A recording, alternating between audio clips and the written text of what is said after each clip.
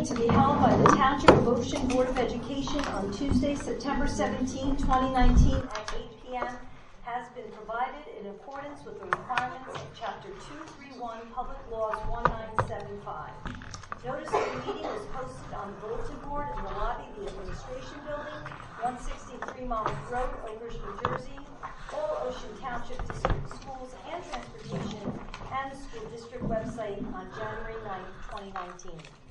Notice of the meeting was transmitted to the Asbury Park Press on January 9, 2019, and to the Coaster newspaper on January 9, 2019. Notice of the meeting was filed with the Municipal Clerk, Township of Ocean, on January 9, 2019. Mr. Janarone, can you please call the roll? Mrs. Dietrich. Here. Mrs. Fuller. Here. Mrs. Gilman. Here. Mr. Haddon. Here. Dr. Marshall. Here. Ms. McGovern. Here. Mr. Tortorello. Here. Mr. Weinstein. Here. And Ms. Parlamas. Here. We have 9 members present. We have a quorum. Thank you. Okay, I would like to take this opportunity to welcome our student representatives who are joining us. We're back again, not the same ones, different ones this time, but if you guys wouldn't mind introducing yourselves to everyone. Yeah. Hi, my name is Harrison Nascimento. I'm a junior representative for Student Council for the high school. I'm just going to speak a little bit about sports and what's going on at the high school right now. So our sports season just started off this Friday. Our football team won a big win against Neptune, 19 to 6. It was our first football game and everyone enjoyed it. And with all our other varsity sports, boys and girls soccer won their first games of the season. Boys soccer won 3-2 with a golden goal match, and girls soccer won 2-0 with TT Pritzoff and Charlotte Colombo leading them to a win. And lastly, girls varsity tennis won another match and adding on to their perfect record. Now I'm going to hand it off to McKenna. Hi, so I'm McKenna Castell. I'm also a junior at Ocean Township High School, obviously. I'm filling in for Michael D'Elia today, so coming back from summer, we have a lot of extracurriculars. So our Big Red Friday is back, which is exciting. The clubs that are getting started, we had our first DECA meeting. So we had 140 members, which is the most we've ever had so far, which is really exciting. And that was the most in OTHS DECA history. And then we have our back to school night tomorrow night. So we are going to have a bunch of clubs there tomorrow for all the freshmen and any other parents from the upperclassmen that would like to join. And then our drama club is having their auditions this week for the Laramie Project, which everyone's looking forward to because we love our drama productions. But that's everything we have so far. Thank you. Great. Thank you both so very much, and welcome. And you guys, you know, like I told you before, we know you have more important things to do, so we'll see you next time. Thank you. All right, we will move on to our superintendent's report. Well, the biggest thing that I just wanted to mention this evening, if you've seen many of our social media pages in the last couple of days, that yesterday it was announced that all of our schools, each one of our 5 schools, has earned bronze certification as part of the Future Ready New Jersey program, which is a partnership between the Department of Education, New Jersey School Boards, and NJIT. And that's an outstanding distinction for our schools, basically documenting the fact that we are working all very hard to prepare our students for the world that they will see, not for the world that we came from. And it's very exciting. So I just want to acknowledge a few folks. Pat O'Neill is our supervisor of educational technology and innovation, really led that initiative. So great work from Pat. Also, Mike Hall, our network administrator. There's a whole, obviously, if you're going to be future ready, technology is a major part of that. And so there was a huge infrastructure part to this process. And so Mike Hall did a tremendous job, and really all of the IT team. Each building, the principals did an outstanding job. Ms. Weldon oversaw, that part of the project through their curriculum area and all those areas. But each school had a future-ready team that just worked so hard to gather up all of the data, and the teachers and students. I mean, what's so great, I think, about this designation is that it truly is even though each one is by school, so each school earns it, it really was a complete district-wide effort, and it's so nice for all of our faculty and staff and administrators that all the schools were recognized. So it's really great. And as we say, so the next step is silver designation. And I know Kathy's probably like, no, please, no. Kathy was one of our leaders. Or forgive me if there's someone else. Janice, were you there too? I'm sorry if I don't recall. Yes, actually, of course you are. You're always a team. So there's just a great example of two folks who worked real hard to do that. And how many were on your team at Wayside? We had 14. Yeah. And, Wow. And Right. then all the contributions from the other teachers and stuff, it was truly a team effort. Yes, It and a really labor of love, right? And so maybe silver's the next step, but we'll talk about when that next step happens, right? So yeah, exactly. But great job, excellent, outstanding work, and like I said, it was really just a confirmation of what we know is going on in classrooms every single day. So that was really a great thing. So thank you to everyone who's not here. But next meeting in October, at the October 29th meeting, we're going to invite all those teams. Wonderful. So we'll send out that invitation and get everybody here, and it'll just be a very nice thing. October 22nd at the school board's workshop, there's a ceremony down in Atlantic City where the schools will be recognized. So we'll talk about that as well. So congratulations to all. Great designation. Yes, I as well would like to congratulate the administrators and the teams and everyone, the principals, everyone in all the buildings. It is truly an honor to be a future-ready school. So we are very, very proud of that, and we thank you for all the hard work that you put into getting that distinction for our district. So, okay. All right, you're all done, right? Yep. Yes, okay. With that, we will move on to the following are a series of motions to be read by the committee chairpersons. All motions have been discussed at a recent public works session. Some motions have been approved at a public works session, and the minutes for the approved items are on the back table. At this point in the meeting, we will now conduct the first of two public comment sessions. The first session will be open for public comments on agenda items only.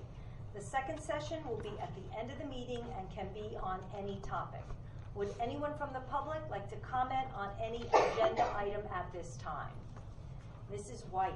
Hi, Cindy White, Oakhurst. 3 quick questions about the bills, and the other question is the facilities use. I noticed that CPAD wasn't on the workshop minutes or on this one, and I thought we had resolved that issue. So will it show up on the next meeting? I just want to get my flyer done. They're considered as per our conversation, considered an internal group, so they don't come to the board for approval. Oh, okay, so we just submitted the facility Yep. form and then we'll just get approval. Yep. Perfect, thank you. The first question I have is that in the past 2 months, we've paid over $10,000 in legal fees. Is that on trend or is that a little high? A little high, but not very high. Okay. A lot depends on what might be going on in a particular time. Gotcha. I also noticed a Windsor Learning, and then in the comment it says CST DPB service. Is that to train our child study teams, or is that a program that we've purchased? What is it again? Windsor, W-I-N-S-O-R. You know what I'm talking about? It's not for training. Okay.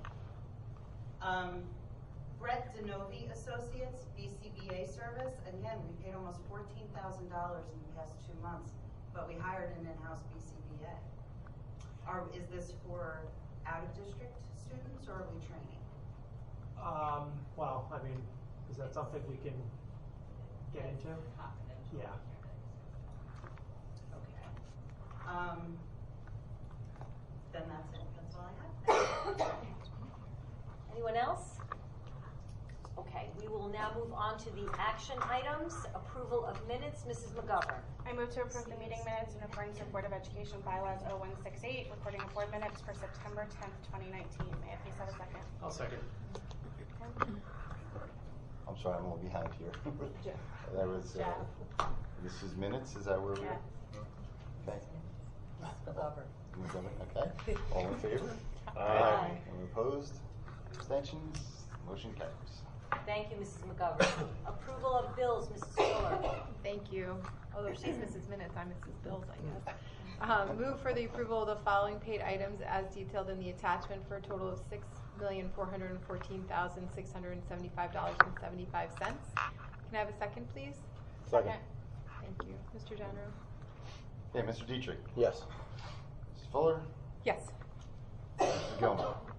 Yes. Mr. Haddon. Yes. Dr. Marshall. Yes. Ms. McGovern. Yes. Mr. Tortorello. Yes. Mr. Weinstein. Yes. And Ms. Porlans. Yes. Okay, the motion carries. Thank you. Financial management and resource services, Mrs. Fuller. Thank you. 7 items for this evening. 6.1, following resolution certifies that budget balances at the end of August were adequate to pay all remaining obligations for the 2019-2020 school year, and that the account groupings as required by the state have adequate balances. The board is also certifying that the independent reports of the treasurer and the business office are in agreement. 6.2, transfers. Motion is to transfer monies from one account in the budget to another and provide the adequate balances referred to in the first motion. 6.3, use of facilities. Move to approve the use of facilities as per the attached memo dated September 17th, 2019. 6.4, move to approve the agreement with Monmouth County Vocational School District to accept Township of Ocean students into the following programs for the 2019-2020 school year as detailed below. 6.5, move to approve the renewal of a shared services agreement with the County of Monmouth through June 30th, 2024. 6.6, ice rink. Move to approve the rental agreement for the use of the ice rink facility at the Jersey Shore Arena for high school ice hockey team practices and meets for the 2019-2020 season for an approximate cost of $29,780 as per attached. And 6.7, move to approve the authorization for the sale of surplus property no longer needed for public use through GovDeals online auctioning. Surplus property to be sold will include retired school buses, maintenance and grounds vehicles and equipment, and outdated technology equipment. The sale will take place in the first week of October. Can I have a second, please? Second. Mr. General? Okay, Mr. Dietrich. Yes. Mrs. Fuller. Yes. Mrs. Gilman. Yes. Mr. Haddon. Yes. Dr. Marshall. Yes. Ms. McGovern. Yes. Mr. Tortorello. Yes. Mr. Weinstein. Yes. And Ms. Porlans. Yes. Motion is carried. Thank you, Mrs. Fuller. Thank you. Planning and construction, Mr. Haddon. Thank you, Madam President. I have no report tonight. Thank you. Construction, education, and student activities, Dr. Marshall. Thank you, Ms. Perlamis. I have 5 motions this evening for consideration. Item number 1, I move to approve a delayed opening schedule for PSAT and state mandated testing in accordance with the attached memo dated September 5th. Item number 2, I move to approve students from Kane University to observe adaptive physical education classes at the Wayside Elementary School in accordance with the attached memo dated September 12th, 2019. Number 3, I move to approve the attached memo dated September 12th, 2019 regarding staff professional development activities. Item 4, I move to approve an addendum to out-of-district private tuition for the 2019-2020 school year in accordance with the attached memo dated September 17th, 2019. And item 5, I move to approve the following trip request. This is a trip request for the high school marching band to travel to Pennsylvania for the purposes of attending a marching band festival at a cost of $12 per student. Can I have a second on items 1 through 5, please? Second. Okay, Mr. Dietrich. Yes. Ms. Fuller. Yes. Mrs. Gilman. Yes. Mr. Haddon. Yes. Dr. Marshall. Yes. Ms. McGovern. Yes. Mr. Tortorello. Yes. Mr. Weinstein. Yes. And Ms. Porlans. Yes. And motion is carried. Thank you, Dr. Marshall. Negotiations, Mr. Haddon. Thank you, Madam President. Once again, I have no report. Thank you, Mr. Haddon. I left my homework home. Personnel, Mrs. McGovern. Yes, I have 8 items this evening. Number 1, move to approve the following as substitute drivers for the 2019-2020 school year as listed. Number 2, move to approve the following as playground aid and playground aid substitutes for 2019-2020 school year as listed. Number 3, move to approve the following retirements: Anthony Dudek, Patricia Infeldt, and Janice Val. Number 4, move to approve the revised contracts be issued to the following instructional assistants, bus aides as listed. Number 5, move to approve revised contracts be issued to the following bus drivers, transportation department for the 2019-2020 school year, effective October 1, 2019. They reflect an increase or decrease in hours worked and salaries as noted below. Number 6, move to approve the following staff transfer, effective October 1st, 2019. Dana Sherman from special education teacher, Wayside Elementary, to preschool general education teacher, Wayside Elementary. Number 7, move to approve a revised contract be issued to the following: Robin Ferrangina from special ed teacher part-time TOIS to special education and basic skills part-time TOIS. And number 8, move to approve that contracts be issued to the following: James Shrewsbury, level 2 school monitor, Ocean Township High School; Mary Vitello, technology assistant; and then Michaela Pembleton from special education teacher, Wayside Elementary School. May I please have a second? Second. Okay, Mr. Dietrich. Yes. Mrs. Fuller. Yes. Mrs. Gilman. Yes. Mr. Haddon. Yes. Dr. Marshall. Yes. Mrs. McGovern. Yes. Tortorello. Yes. Mr. Weinstein. Yes. And Ms. Parlonis. Yes. Okay, the motion's carried. Thank you, Mrs. McGovern. Technology, Mr. Weinstein. Thanks, Madam President, but tonight I have no items. Thank you. Public Relations, Mr. Dietrich. Thank you. I have one for this evening. I move to approve the 2019-2020 bus sponsorship program participants in accordance with Board Policy 6164 as listed below. Can I have a second? Second. Mr. General? Mr. Dietrich. Yes. Mrs. Fuller. Yes. Mrs. Gilman. Yes. Mr. Haddon. Yes. Dr. Marshall. Yes. Mrs. McGovern. Yes. Tortorello. Yes. Mr. Weinstein. Yes. And Ms. Parlonis. Yes. Motion carried. Thank you, Mr. Dietrich. At this time, I'd like to ask the board if there is any old business. Is there any new business? Can't believe they benched Eli already. I'm sorry. Must have took this long. At this time, we will take public comment.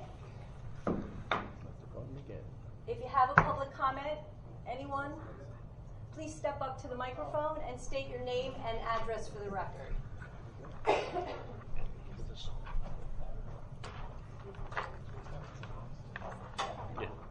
Stephen Mangesser, 106 Green Grove Road. We'd like to hear we've been hearing a lot of rumors about the sports banquets as far as the board's opinion or resolution on it. We'd just like to hear your opinion on what was passed, what hasn't. We haven't heard anything from officially from. We did pass a policy that basically, and the reason why we passed it is that we want our sports banquets to be held in-house on property. And there was a couple of reasons for that. And one was that there were athletes and their families who wanted to attend but did not have the finances to do that. So it was a cost thing. So is this across every sport? This is going to. It's for all sports. When was this passed? July or August? Over the summer. I'm going to say towards the end I'm of the president of the football club. I was Okay. never notified of this. We've had, obviously we've had our banquet planned since March, off-site. It's at the same place every year. It's been in the same place for 6 years. Dr. Stackman has been invited every year. I think even Mr. Dietrich. We're trying to figure out why. I mean, we the raised second a lot of money reason, for this. right? We understand. The second reason is the alcohol part. There No are alcohol children. served at all. There are children that do attend these things, and I believe, I'm sure that there isn't any alcohol, but there have been some sports banquets where there was alcohol served, and So, it's just punishment. inappropriate. But if you have any individual questions regarding it, if there's an individual circumstance that you'd like to discuss, I recommend that you contact Rusty Todd, and he really is the one that should be passing the word along to all the clubs and stuff. Sure, absolutely. So after the board voted on this practice, Mr. Todd did meet with all the coaches and did explain this to all the coaches. So certainly you should have had. The coaches aren't responsible for the banquets. Well, but they're often the I should direct. have been the one contacted, by someone directly from Well- the board about this, because we've had this plan. Sure. I raised money for this, I went to corporate sponsors for this. Yeah. So I have a lot of people, now I have to go to these corporate sponsors and tell them, okay, well, this banquet that we told you you're gonna be paying for it in a nice place, Right. we're gonna have it in the cafeteria. It's gonna make a problem for people down the road for raising money. Well, like I said, I don't think anyone from the board directly would be reaching out to the individual groups. That's something that our athletic director and/or coaches would be doing. I understand that if you've already placed certain deposits and things down, then I think we can have that individual conversation with you. We certainly are not looking for you to lose money or to hurt, the club or team. So, we can, I think you can have a conversation with Mr. Todd. I can speak with him tomorrow as well, that we can have that conversation. Okay. But as Mrs. Parlama said, it's really been something that, we've received a lot of feedback on both of those issues that I think were the main driving force. And we'll be the first to say that it's not every team or club that was necessarily a problem. Right. But there were enough to where, it's kind of also very difficult from our perspective to say, okay, well, the football team can do this, but the baseball team can, or the band can, it becomes difficult. So unfortunately, it does sort of have to be an all or nothing. But we certainly respect the fact that you folks have done a ton of work. You do great work. Yeah, and you do great work for the teams and the schools, and that's certainly not something that we want to disrespect in any way or anything like that. So I think that we could certainly sit down and have a conversation with you all about how we can reach a place for this year if there's some things that are unrefundable or what have you, with the idea that moving forward that we'd have to go in that direction of back into the school. So we're happy to have right that now, conversation. this year, we're booked for January 20th. Right. So we can have that conversation. We understand that, and like I said, So nobody's maybe, interested in having the group lose money or anything like that. Okay. So maybe at some point between now and then, if you want to reach out to Dr. Stabankowitz, or you can talk to him after the meeting and set something up, Sure. that would be great. I'm gonna tomorrow morning. I have a meeting off campus, but when I get back, actually, Ms. Kasuba's here. So if you can speak to Rusty Todd in the first thing in the morning and express the concern, and that maybe we can all get together sometime in the near future to talk about how we can rectify it. Okay. Okay. All right. Thank you for coming. Thank you. For coming. Anyone else? Yes, please.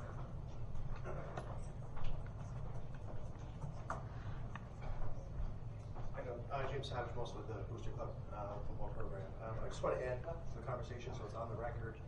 Is the same rule going to apply to school clubs? Band, chorus? Are they going to travel? Are they going to stay in hotels? Are they going to be funded? Are those things going to be taken care of and addressed the same way as sports? Well, official functions that are like, for example, if we have wrestlers who need the ability to go to states in Atlantic City, we would still fund that, and they would still go. That doesn't prevent them from doing that. DECA and business, they go to Florida, they stay in hotels with restaurants that serve alcohol. Right, but it's a different thing. That's a No, different I understand, but situation. if your reasoning is funding and alcohol, which are the two primary things, we can handpick a lot of issues from the school that affects everything. Sure. And it seems like sports itself is being pigeonholed here.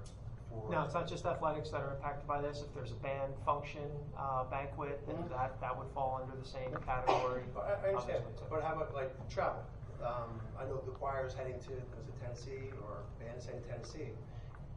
How's that handled differently for their own personal fundraising and just monitoring, babysitting, taking care of this? Again, I just go back to the concerns of funding. I don't see it being the same. There is no funding for us. It's not the same. We're self-funded, and again, as far as alcohol is concerned, everyone's invited. Kids are sitting with mom and dad to take that away from these kids. It's a big thing for them, especially. I'm only familiar with football. That's why you can see these folks back here. We're only familiar with football. Well, I've been to the banquet. I've been to the football banquet a couple times. It's a great. It truly is a wonderful event. It's a very nice event. It is, and it's a moment that seniors have, they prepare speeches for. We bring in speakers. We have scholarship moments and things like that for kids. You know, absolutely. And I think though all of those things that you just described can happen on campus. You know, obviously it's not a ballroom. Certainly we understand that. But the experience of honoring the kids and enjoying the evening and celebrating the efforts of the kids and the coaches and the parents together is still can happen. I understand, but there's people who've worked at this, as Steve said, who's worked at this for, you know, besides the financial outlay. We don't ask for anything from the school, and I completely understand. I have all the receipts for everything. There is no alcohol within, you know, a mile from where we are with the kids, and parents are given those explicit instructions. And for this year, at least, as Steve said, there's stuff in place that's already going. If there's a consideration you made, at least. Yeah. Well, like I said, I think we could certainly have that conversation. We're not interested in any way of having you know, deposits lost and things like that. So I think we can certainly have that conversation. And you don't feel that we're painting all sports with broad brush here, you know, and treating everyone the same way. You know, that again, the conversation has to be brought out to more than just sports. And it is. It does. It includes any banquets that take place. It doesn't sound that way, I'll be honest with you. Well, you know, there is a distinction between going on a trip and staying in a hotel that happens to, you know, they all have usually restaurants and bars. Then seeking out and booking a banquet that is, and what's happening is maybe not football, certainly. But in a lot of our events, we had parents who were bringing their own alcohol with them, and you know, engaging in that. So it was becoming a problem. The same thing could happen at Disney. It could. I'm not going to say it can't. We could have a parent who could choose to do that, but we would hope that wouldn't be the case. Any other public comments?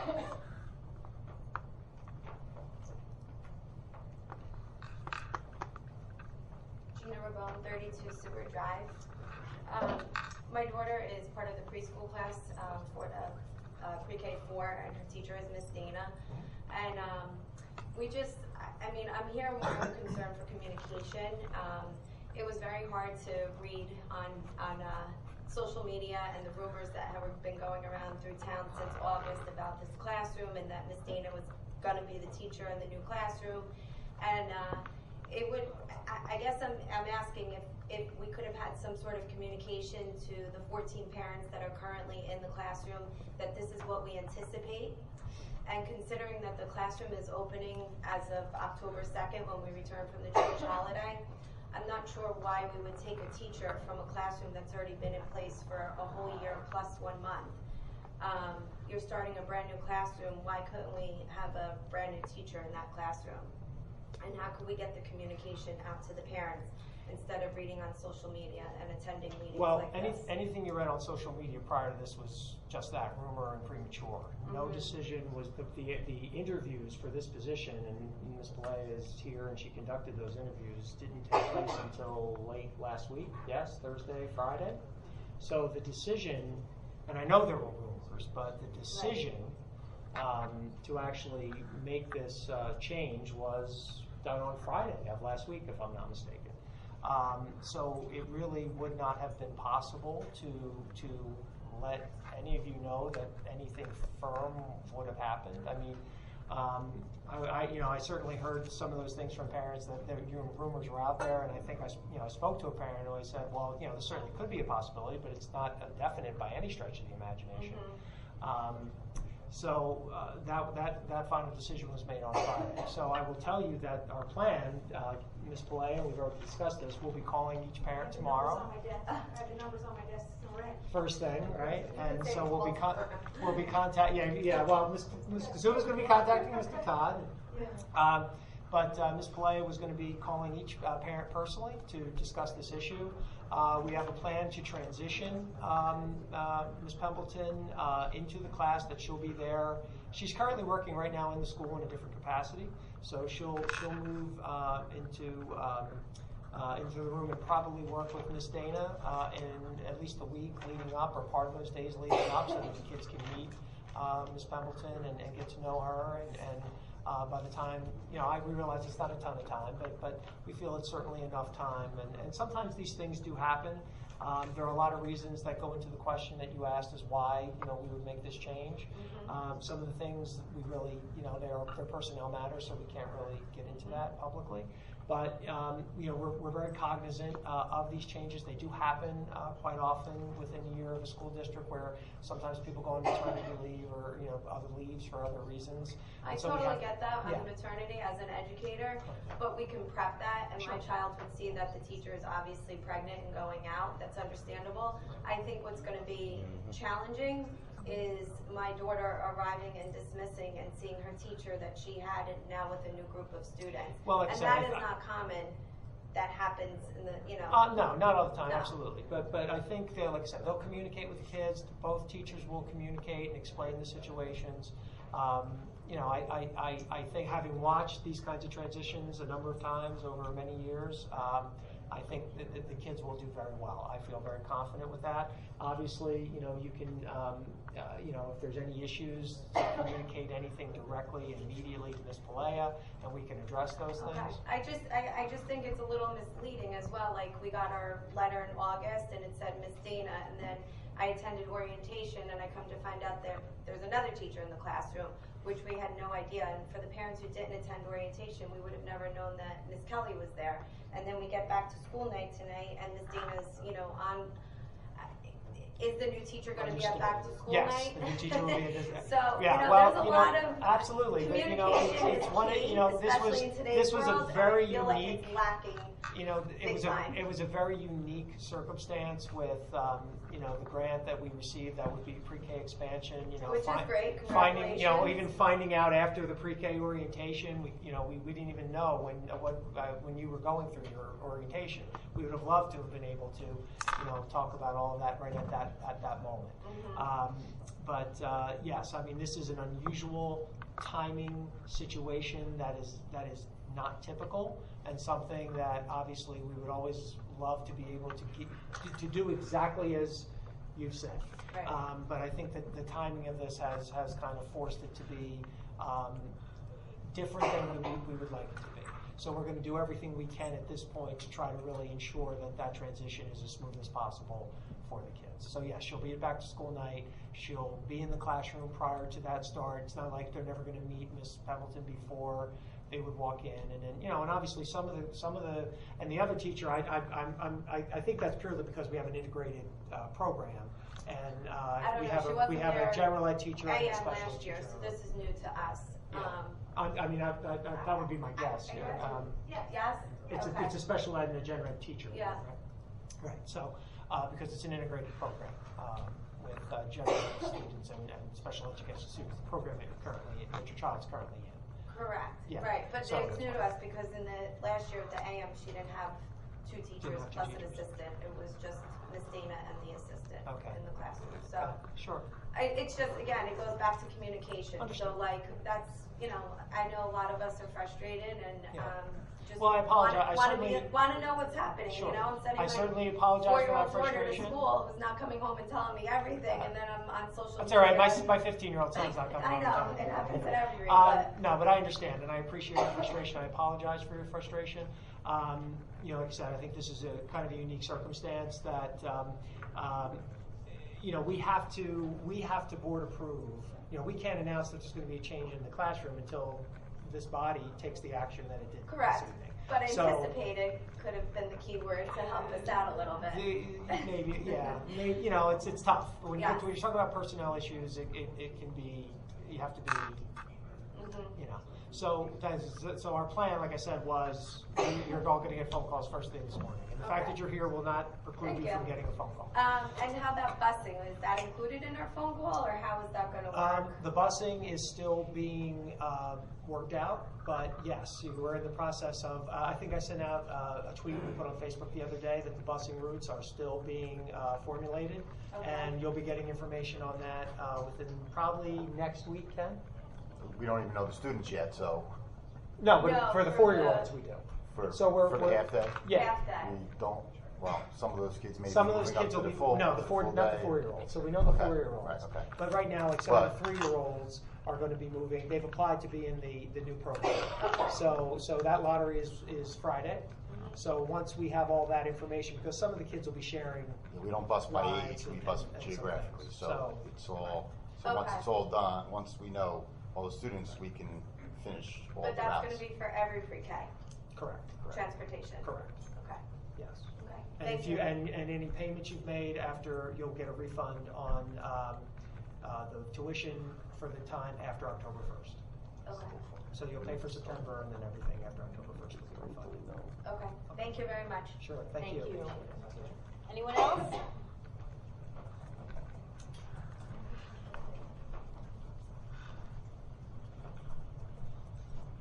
Hi, Gina Johns, 48 Ascot Drive, Eastside. And I think Gina covered a lot of what I was going to say, but having the new information about the staff transfer tonight, I just had a couple comments I wanted to make. And I was glad that Ms. Play was here and that we are on a list to be called. But my main communication to you guys about this is the rollout. Because my son is not, I realize like what I always keep hearing is he needs to be flexible. We're trying, but he's 4, and so he's not as flexible as we would like him to be.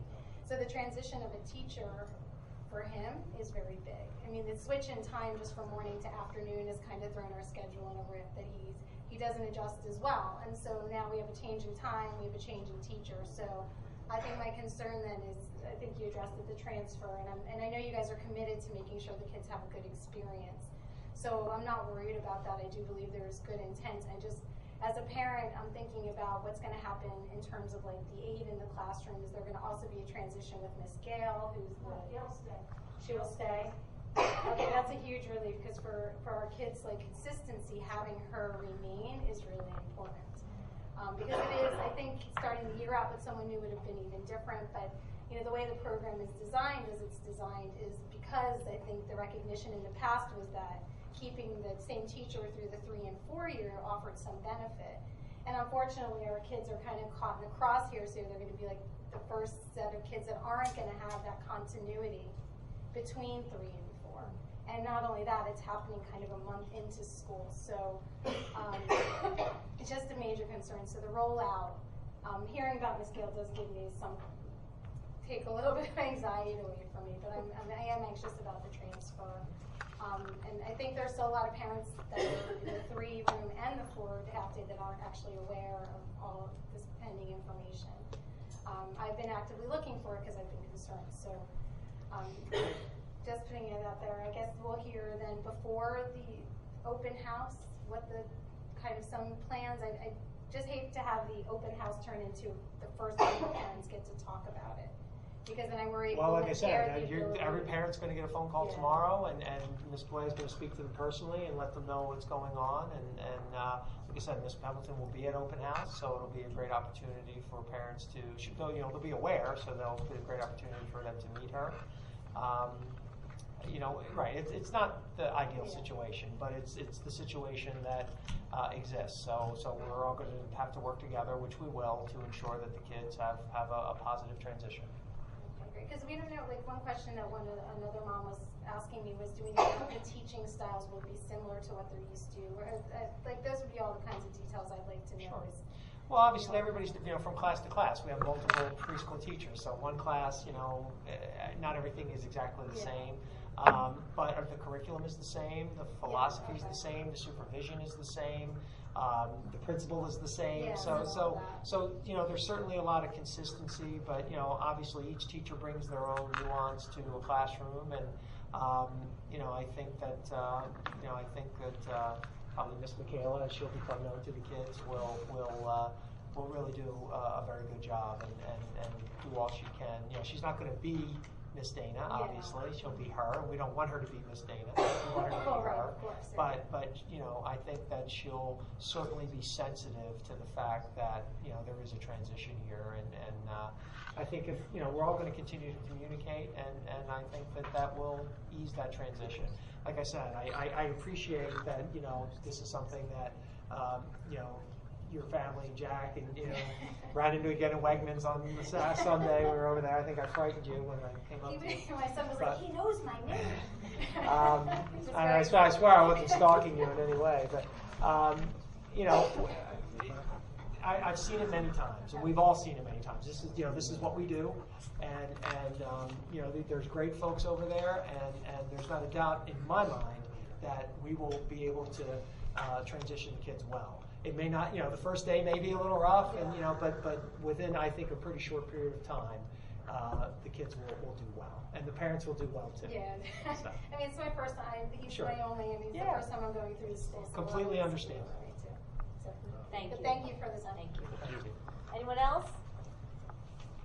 Okay, can I have a motion from the board to adjourn? Motion. Can I have a second? Second. All right, we are adjourned. Have a great night, everyone.